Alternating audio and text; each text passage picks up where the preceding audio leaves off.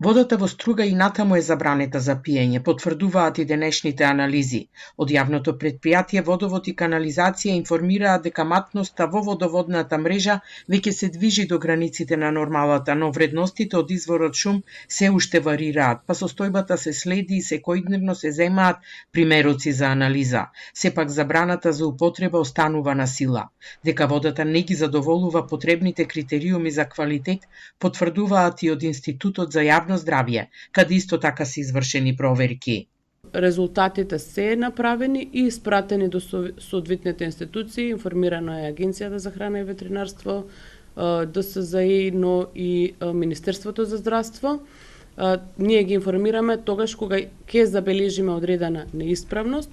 За конкретниот случај имавме отстапување на еден од параметрите, тоа е параметарот за матност, и по однос на тој параметар, согласно правилниците кои што се веќе утврдени, во тој даден примерок кој што го имаме узорцирано, водата не беше исправна за пиење.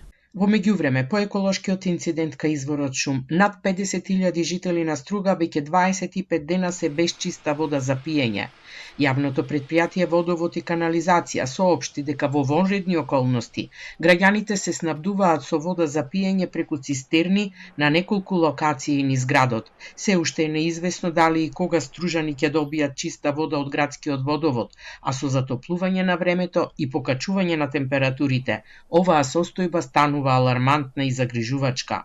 Инаку случајот кај изворот шум е веќе предмет на истрага на обвинителството во Струга за утврдување евентуална кривична одговорност за загадување на изворите. На терен биле затекнати машини на 2 фирми кои вршеа ископ.